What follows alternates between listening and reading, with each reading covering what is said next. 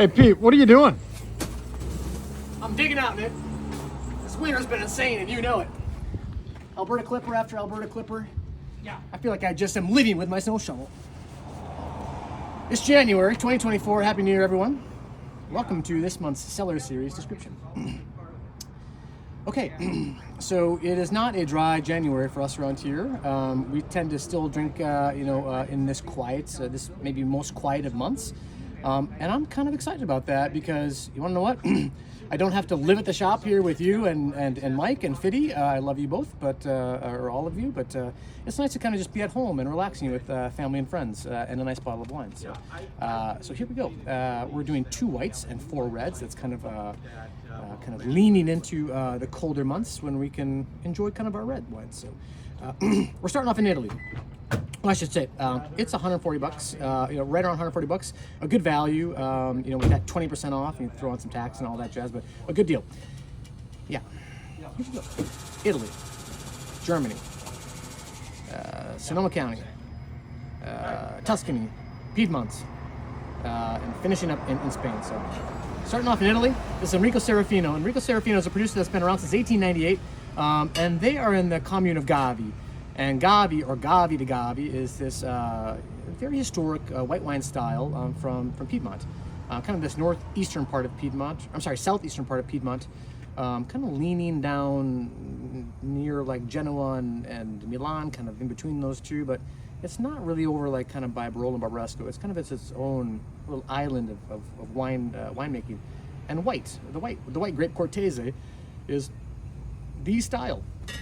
That's these kind of like orchard fruit, guys. Think pear, orchard fruit. There's good texture, there's good weight to these wines, but it's still kind of clean, refreshing, and kind of aperitif in style. So, 100% Cortese. They farm this 6-hectare vineyard, and it's just really lovely, all stainless steel, kind of fresh style. We had a bottle open about a week or so in the back room, and we're all just kind of like nodding our heads, being like, "Yeah, this wine is super tasty." So. And so we decided, let's go after a Gavi. Don't know if we've ever done a Gavi, maybe one other. Don't even know. I think this might be our first Gavi, so here we go. From there, we're going to Cellar. Cellar is a very famous and historic estate in southeastern Germany along the Rhine River, the Pfalz region. This is the kind of the warmest area of Germany, even though it's kind of a cool vintage, 2016. So maybe we'll start there. This wine has a little bit of age on it, and that's kind of exciting for me because Riesling, dry Riesling, can age. Well, sweet Riesling can too, but this dry Riesling ages very, very well. I've had this wine, a half a dozen times over the last, I would say, year or so, and every time I have tasted it, I said, I'm going to feature that wine. I love this wine, and so here we are. I know that there's a pretty famous restaurant in Minneapolis featuring this wine as well, so it's kind of like a who's going to get to it first moment. So yeah, we're committed to it. Cellar Ruprecht is always made dry styles. They've always vinified their wines in these 600 or 1200 liter large, very old barrels, and kind of all indigenous yeast. Like, they do kind of everything right.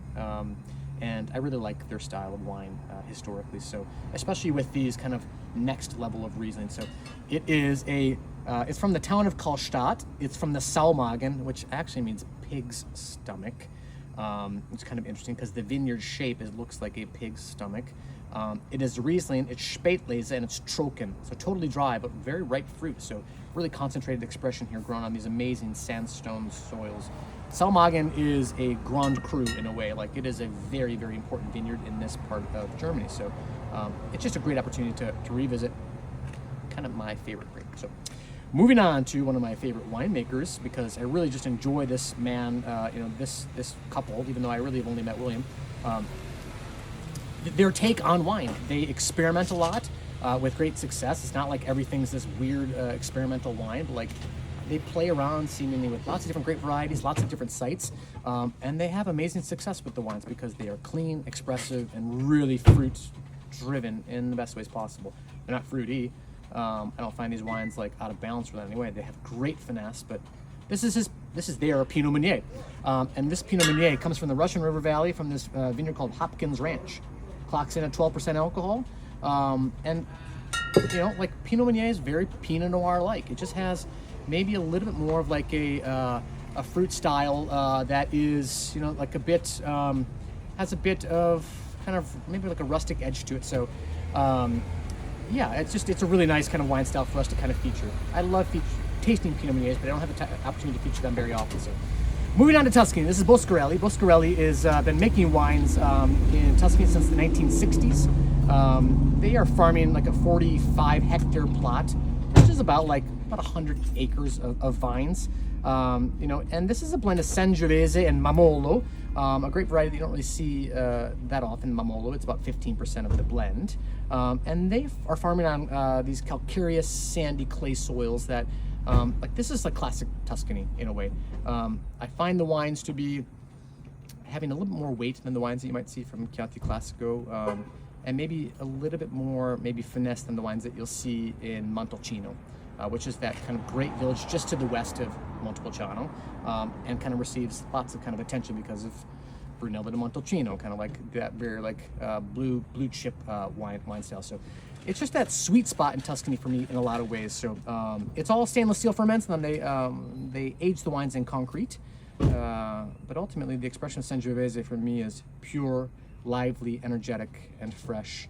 But you can tell that their world-class farming comes through with how it tastes in the glass. It's just really nice wine. So from here, kind of a more blue-blooded estate, going to a very kind of pure, young, energetic couple making wines.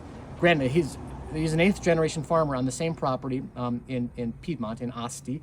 This is the Barbera from this new producer for us. So Forteto della Luja is the name of the producer. Forteto della Luja. Luja is like a river that runs through this forested area in Asti. And this area has become protected by the World Wildlife Federation. It's a really unique property that they have chosen to embrace as a protected area. And their commitment to kind of these different aspects of their agricultural commitment to land stewardship is really kind of coming through, at least in their wines from what I can tell, because the wines have great complexity aromatically. There's fantastic finesse on the palate.